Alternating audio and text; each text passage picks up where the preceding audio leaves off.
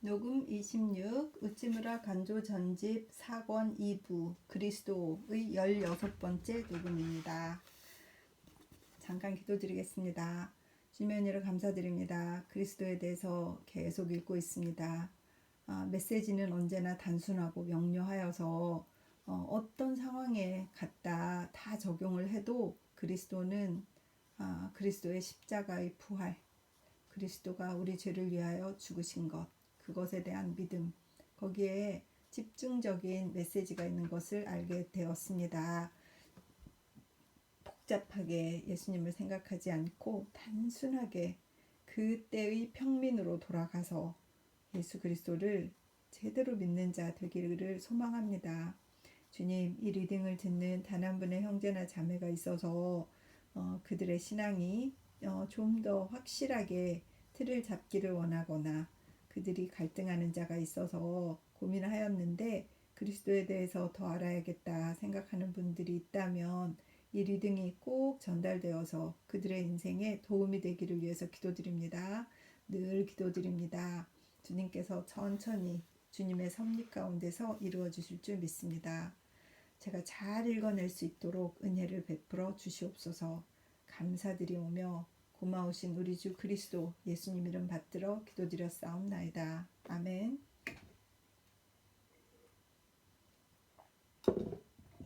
그리스도의 애국심. 그리스도의 애국심.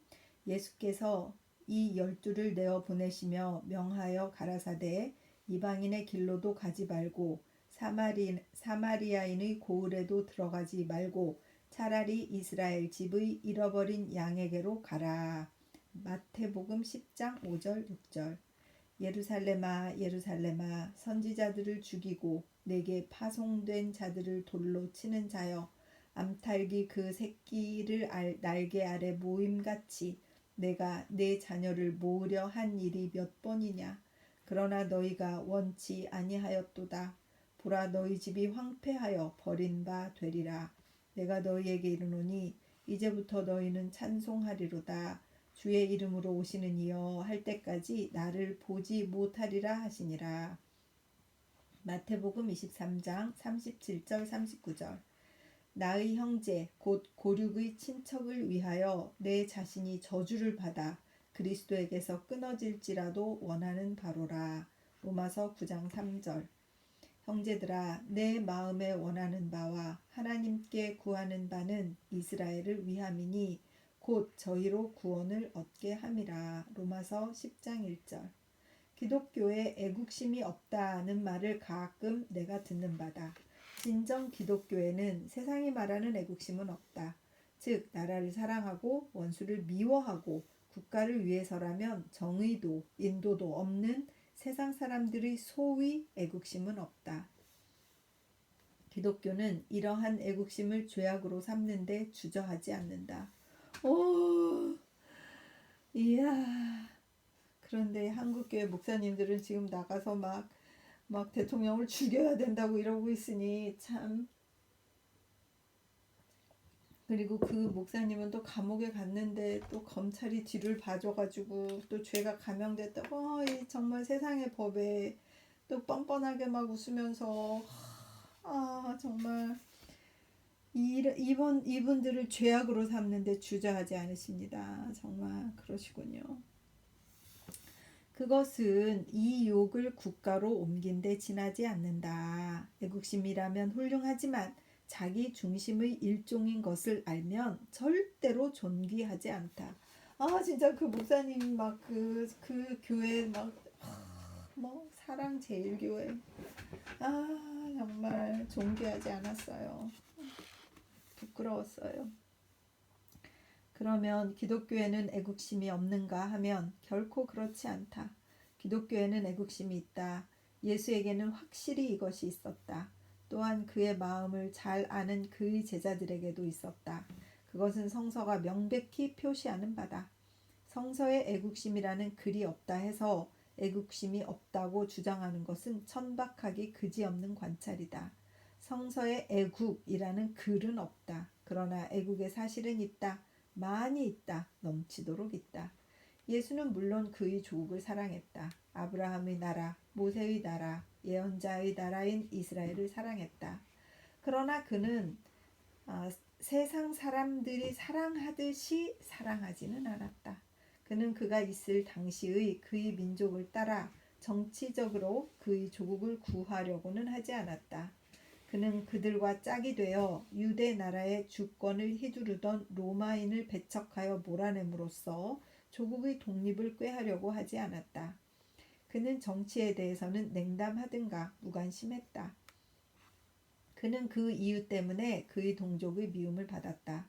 그가 드디어는 그들에 의해서 십자가에 달린 이유 중의 하나는 그가 그의 민족의 요구에 응하여 정치적으로나 군사적으로 그의 나라에 이바지하지 않았기 때문이다.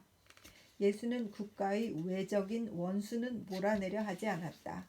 그러나 그것보다도 더 무서운 내적인 원수를 몰아내기 위하여 전심전력을 다했다. 그는 정치적 독립을 꾀하지는 않았다.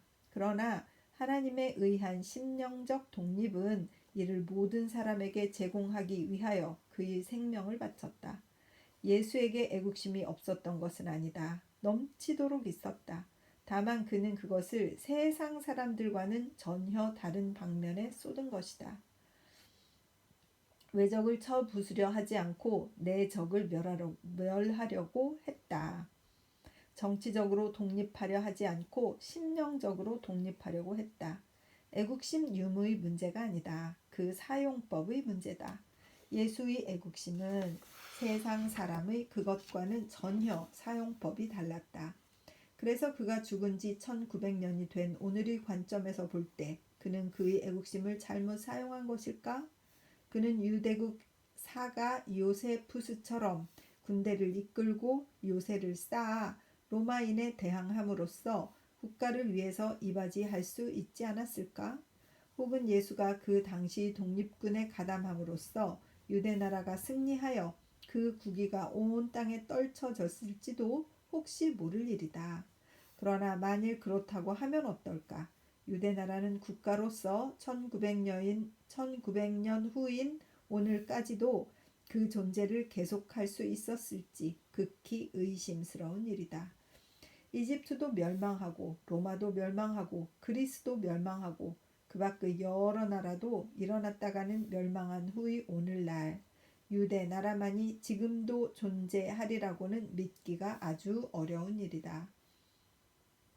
그러나 유대인이 1900년 후의 오늘 아직도 세계의 대세력으로 존재하고 다른 국민은 모두 멸망해도 그들만은 계속 인종적인 존재를 계속하는 이유는 그들이 다행히도 예수와 같은 애국자를 몇 사람이고 가졌기 때문임에는 틀림없다.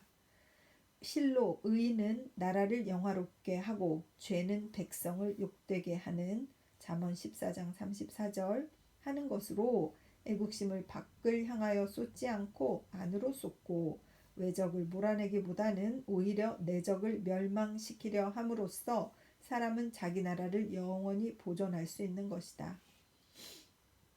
국가의 보존상으로 보아도 예수의 애국심은 제일 우수한 것이었다고 말하지 않을 수 없다. 예수는 외국인의 죄를 책하지 않고 자기 민족의 죄를 책함으로써 그 백성을 영원히 보존한 것이다. 유대인에게 오늘이 있는 것은 예수와 그의 전후에 나타난 유대나라 특산의 평화적인 대애국자의 공적으로 돌리지 않을 수 없다. 예수에게는 높고도 깊고 강한 애국심이 있었다. 그러므로 그의 제자인 우리에게도 있어야 한다. 우리도 우리나라를 사랑해야 한다. 그러나 예수처럼 사랑해야 한다. 즉 나라의 외적보다도 내부의 적을 미워해야 한다. 우리들 속에도 많이 존재하는 학자와 바리새인들의 부류들, 그들을 두려워하지 않고 위선자여 독사의 자식들이여 하고 부를 용기를 가져야 한다. 즉 검으로 하지 않고 의로써 나라를 구원할 행위를 가져야 한다. 그렇게 우리의 애국심을 쓰면 우리들의 예수가 그의 동족에게 미움을 받은 것처럼 우리 동족에게 미움을 받을 것이 틀림없다. 이렇게 하여 어떤 종류의 십자가든 우리들에게도 지워질 것이다. 그러나 나라에 이러한 애국자가 나오지 않고는 그 나라는 오래 보존될 수 없다. 우리가 만일 진정으로 우리나라를 사랑한다면 우리가 십자가에 달리는 일이 있어도 예수처럼 우리나라를 사랑해야 한다. 요즘 기독교 신자는 일반적으로 애국심을 가볍게 여긴다. 그들은 기독교가 세계적, 인류적 종교라는 이유로 애국심이라면 편협된 것이라고 생각하고 있다. 그리고 그들의 이러한 태도가 기독교는 비국가적이라는 세상의 비난을 사게 된 하나의 이유라고 생각한다. 그러나 예언자도 예수도 그의 제자들도 절대로 비국가적이 아니었다. 그들은 참으로 국가적이었다. 다만 앞에서 말한 대로 그들은 세상 사람들과는 전혀 다른 방향으로 국가적 관념을 발표했던 것이다.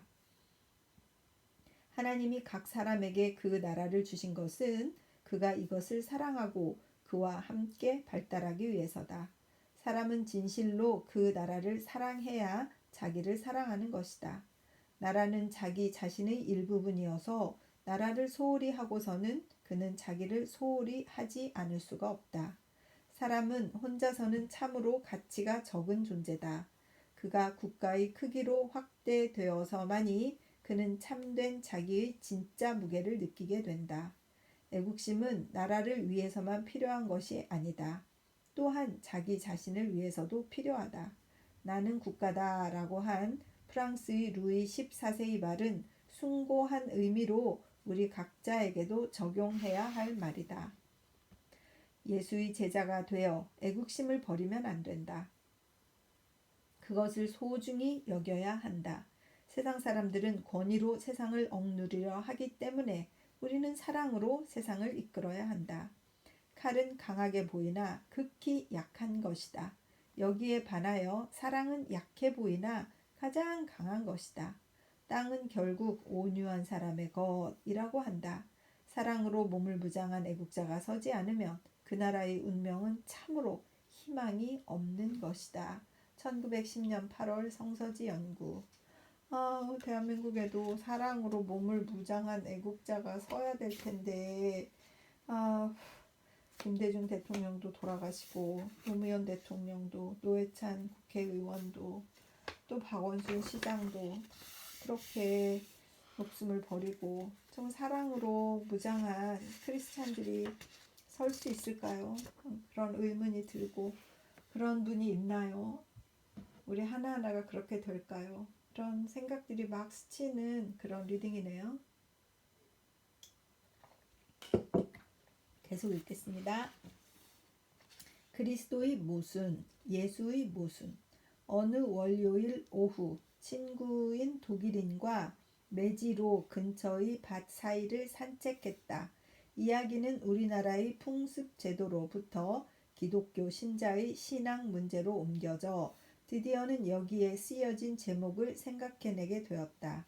그는 묻고 나는 답하고 하며 조시 수풀에서 여름해가 지는 것을 몰랐다. 예수는 이상적인 사람입니다. 그는 우리들 기독교 신자가 완전 무결한 이로 바라보는 분입니다. 그런데 이분에게 모순이 있었다는 것입니다. 이것은 너무나 기이한 말같이 들립니다. 그러나 사실은 예상과 전혀 다른 것입니다. 예수의 행위에는 많은 모순이 있었습니다. 이것은 복음서가 명백히 드러내 보입니다. 예수는 자기가 온유한 사람이라고 말씀하셨습니다. 나는 마음이 온유하고 겸손하니 내 멍에를 메고 나를 배우라. 마태복음 11장 29절 하고 말씀하셨습니다. 그런데 이렇게 말씀하신 그는 때로는 노끈으로 채찍을 만들어 성전에서 장사하는 사람을 꾸짖으시며 내 아버지 집을 장사하는 집으로 만들지 말라고 욕하면서 그들을 성전에서 내쫓았다. 요한복음 2장 13절 이하. 이것은 예수의 모순의 첫째입니다. 예수는 또한 스스로 세리나 죄인의 친구로 자처하시고 바리새인이 그를 초청하여 음식을 함께 하려는 사람이 있으면 기꺼이 그 초청에 응하여 그의 손님이 되셨음에도 불구하고 누가복음 7장 36절 이하. 늘 바리새인을 욕하고 위선자인 바리새파 사람들아 너희에게 화가 있으라고 되풀이하며 그들 바리새인을 저주하였습니다. 기꺼이 바리새인의 초청을 받으시는가 하면 같은 바리새인을 입에 침이 마르도록 저주하셨습니다. 이것은 예수의 모순의 둘째입니다. 예수는 또한 그의 제자에게 이방 사람들이 길로도 가지 말고 또 사마리아 사람들이 도시에도 들어가지 말라. 다만 이스라엘 집의 이른 양에게로 가라. 고 명령하시며 당신의 전도를 이스라엘 사람에 한했으며 가나안 여인을 향해서는 나는 오직 이스라엘 집의 이른 양을 위해서만 보내심을 받았다. 아이들이 먹을 떡을 집어 개에게 던져주는 것은 옳지 않다. 마태복음 15장 24절 이하라고 하시며 구원을 청하는 그녀의 부탁을 물리치려고 하셨습니다. 그런가 하면 야곱의 우물가에서 사마리아 여인을 만나서는 그녀에게 그의 설교 중에서도 가장 심오한 것을 들려주고 또 개라고까지 부르셨던 가나안 여인의 청을 들으셔서 곧 그녀의 딸을 고치셨습니다. 자기는 특히 이스라엘 집의 구세주라고 하시면서 이스라엘 집의 사람들보다도 이방인을 사랑하셨습니다. 이것이 예수의 모순의 세 번째가 아니겠습니까? 그 외에도 손꼽아 보면 예수의 모순은 여기에 그치지 않습니다. 그의 어머니를 보시고 내 때는 아직 오지 않았습니다 라고 하시며 그녀의 요청을 거부하셨는가 하면 곧 그녀의 부탁대로 물로 포도주를 만들어서 그녀를 기쁘게 하였습니다. 요한복음 2장. 또 그의 이웃이나 형제가 그에게 예루살렘으로 가도록 권했을 때에는 그들에게 내 때가 아직 오지 않았다. 그러나 너희 때는 언제나 와 있다고 하시며 애매한 중에 그들의 권고를 듣지 않으시면서 그들이 예루살렘으로 올라간 후에는 그도 따라 올라가셨습니다. 요한복음 7장이야. 이것은 나쁘게 생각하면 거짓말처럼 들려서 예수의 말씀이라고 받아들이기에는 힘들 것 같이 보입니다. 그리고 예수만이 아닙니다. 예수의 정신을 가장 잘 이해한 사도 바울의 행위에서도 많은 모순을 발견할 수 있습니다. 바울은 유대인의 입을 막을 방편으로 그의 제자 디모데에게 할례를 행하면서 사도행전 16장 3절 같은 제자인 디도에게 할례를 강요하는 사람이 있었을 때에는 성내며 거절했습니다. 갈라디아서 2장. 또 자기는 히브리인 중의 히브리인이라고 자랑하면서 때로는 그가 가지고 있는 로마 시민권을 휘두르며 자기 생명의 안전을 꾀하였습니다. 사도행전 22장 25절. 이것들은 모순이라면 확실히 모순입니다. 제자는 그 스승을 닮는 법이어서 때로는 정략을 썼다고 기독교의 원수는 말할 것입니다. 이것은 도대체 웬일일까요? 성인이나 의인에게 모순이 있어도 될까요? 그들은 일관된 주의에 투철한 사람이어야 할 것이 아닙니까? 따라서 언행일치, 시종일관은 그들의 특성이어야 할 것이 아닙니까? 예수의 원수가 그를 오해한 이유 중에 하나는 바로 그의 행위의 모순이었던 것이 명백합니다. 그들이 예수를 이해하는데 몹시 곤란했습니다. 선한 사람처럼 보이기도 하고 악인처럼 보이기도 하고 성자처럼 보이기도 하고 위선자처럼 보이기도 하고 성실한 사람처럼 보이기도 하고 책략가처럼 보이기도 하고 온유한 사람처럼 보이기도 하고 잔혹한 사람처럼 보이기도 하였습니다. 그들은 곤란한 나머지 어떤 때는 그에게 당신은 언제까지 우리의 마음을 혼란케 하시렵니까? 당신은 그리스도인지 아닌지 분명히 말해주시오 라고 따졌습니다. 그들은 예수와 같은 인물을 이해할 수 없었습니다. 그들은 소위 주의 사람은 이해할 수 있었습니다. 또 그런 사람을 몹시 존경했습니다. 그 주의가 어떤 것인지는 깊이 따질 바가 아니었습니다. 제국주의도, 세계주의도, 평민주의도, 사회주의도 무엇든지 다 좋은 것입니다. 다만 복잡한 것은 견딜 수 없었습니다. 그들은 그들의 이상적인 사람으로부터 단순만을 요구합니다. 수정처럼 투명한 인생관, 그것을 하나로 해서 삼킬 수 있는 교의, 한마디로 요약할 수 있는 윤리체계, 이것이 그들이 요구하는 것입니다. 그러나 예수는 그러한 주의의 사람은 아니었습니다. 예수에게 왜 모순이 있었을까요? 그는 학자가 아니었기 때문입니다. 그의 인생관이란 만일 그에게 그런 것이 있었다면 그가 심사숙고 연구해서 얻은 결과가 아닙니다. 그는 소위 지식이 많은 사람이 아니었습니다. 온유한 군자는 아니었습니다. 그는 마음을 단련하고 연구한 결과 구세주가 되어 세상으로 나왔던 이는 아닙니다. 그 점에 있어서 그는 확실히 소크라테스나 공자나 석가와는 다릅니다. 예수는 철인이 아닙니다. 소위 형설의 공을 쌓은 사람이 아닙니다. 예수를 세상의 선생으로 보았던 것이 그의 동시대인이 그를 오해한 주요한 이유입니다.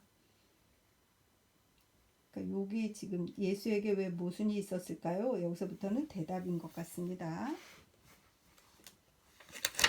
두 분이 말씀하시면서 이렇게 주거니 받거니 한 것 중에 지금은 대답을 읽고 있습니다. 그죠? 계속 읽을게요. 또 요즘 사람들, 특히 요즘의 동양인이 그를 이해하지 못하는 주요한 이유입니다. 예수는 하나님의 아들입니다. 그러므로 가장 순수한 의미에서 사람의 아들입니다. 그는 사람의 손으로 닦은 보석 같은 존재가 아닙니다. 사람의 손으로 아니하고 산에서 뜨인 돌, 다니엘서 2장 45절 같은 분입니다. 예수는 또한 여성의 섬세한 손으로 만들어진 조화 같은 분이 아닙니다. 그는 샤론의 장미꽃입니다. 조화는 그것을 해부하기가 쉽습니다. 그러나 진짜 꽃은 그 한 잎조차도 알 수가 없습니다. 예수는 하나님의 아들이시고 또한 자연의 아들입니다. 그를 해득하기에 곤란한 것은 마치 자연을 해득하기에 곤란한 것과 같습니다. 누가 자연에는 모순이 없다고 합니까? 자연은 실로 모순투성이라고 말해도 좋습니다. 자연처럼 아름다운 것은 없습니다. 그러나 자연처럼 두려운 것은 없습니다. 바위 틈에 핀 페랭이 꽃과 그 곁의 요란한 폭포는 얼마나 모순된 것입니까? 그러나 같은 자연입니다. 진보라색으로 산 기슭을 물들이는 석양과 염천의 사람과 짐승을 녹이는 여름 한낮의 태양은 얼마나 모순됩니까? 그러나 같은 자연입니다. 한 방울의 물 속에도 수만 마리의 동식물이 생생하게 살아 움직이는가 하면 우주는 별의 먼지를 피우며 영원히 돌고 있지 않습니까? 그러나 같은 자연입니다. 미풍도 있습니다. 또 큰 배를 뒤엎는 폭풍도 있습니다. 그러나 같은 자연입니다. 자연이란 학자의 머리로 쉽게 정리되는 사소한 것이 아닙니다. 그것은 학자를 삼켜야 할 것이지 학자에게 삼켜질 것이 아닙니다. 그렇습니다. 자연에는 헤일 수 없는 모순이 있습니다. 그러나 우리는 자연을 끝없이 찬미합니다. 새벽별이신 우리 주 예수 그리스도는 하나님의 품을 나오자 곧 이 세상에 임하신 분이기 때문에 그에게도 우리처럼 좁은 인간의 눈으로 볼 때에는 많은 모순이 있습니다. 그는 세상 죄를 지시는 하나님의 어린 양입니다. 그와 동시에 또한 유다 지파에서 난 사자 계시록 5장 5절입니다. 그는 샤론의 장미입니다. 그와 동시에 또 이새의 뿌리에서 싹이 나서 이방 사람을 다스릴 로마서 15장 12절 구원의 큰 나무입니다. 예수는 작을 소입니다. 또한 클 때입니다. 그에게는 어린이의 마음이 있습니다. 또 아버지이신 하나님의 능력이 있습니다. 그에게는 여성적인 사랑과 눈물이 있습니다. 또 국민을 때려 부수는 분노가 있습니다. 그의 가늘고도 미세한 목소리를 만나는 것은 여름의 시원한 바람을 만난 것과 같습니다. 그러나 그가 꾸짖자 폭풍도 조용해집니다. 예수는 타이르셨습니다. 또 성을 내셨습니다. 우셨습니다. 또 욕을 퍼부으셨습니다. 어린이를 사랑하셨습니다. 제사장, 장로, 방백을 저주하셨습니다. 예수에게는 일정한 주의라는 것이 없었습니다. 즉 반드시 울지 않겠다라든가 반드시 성내지 않겠다라든가 하는 규칙은 없었습니다. 그는 몹시 어린이를 사랑하셨고 동시에 그 자신이 큰 어린이였습니다. 어린이에게 주의나 방침이나 규칙이 없듯이 예수에게도 그런 규정은 없었습니다. 예수는 울 때에는 울고, 성낼 때에는 성내고, 사랑할 때에는 사랑하고, 미워할 때에는 미워했습니다. 예수에게는 세상의 체면을 꺼려하는 주저 같은 것이 없었습니다.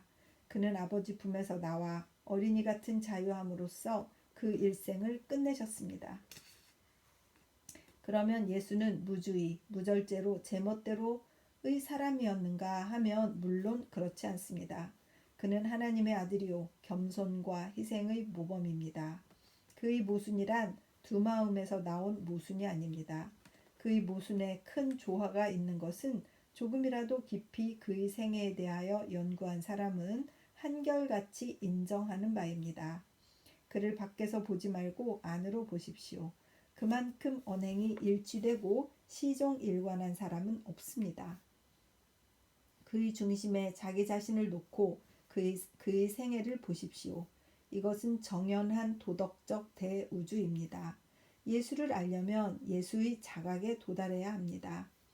자신에게 하나님의 생명을 받아 하나님의 아들 중에 하나가 되어 큰 아들 예수 그리스도를 보십시오. 그의 모습은 후지산의 모습보다도 더 잘 균형 잡혀 있는 것을 알게 될 것입니다. 예수의 모순이란 세상의 속인의 입장에서 본 모순입니다. 천사의 눈에 비치는 예수의 생애에는 모순이 하나도 없다고 생각합니다. 어떤 사람이 미국의 유명한 시인 휘트먼을 나무라는 데에 그의 언행의 모순을 들었습니다. 그때 그는 대답하기를 나에게는 모순이 있다. 그렇다. 확실히 있다. 그것은 내가 위대하기 때문이다. 라고 말했습니다. 그의 뜻은 소인에게는 모순이 없겠지만 그러나 우주의 크기를 구하는 시인에게는 모순이 없을 수 없다는 것이겠지요. 사람은 크면 클수록 모순을 벗어나지 못합니다.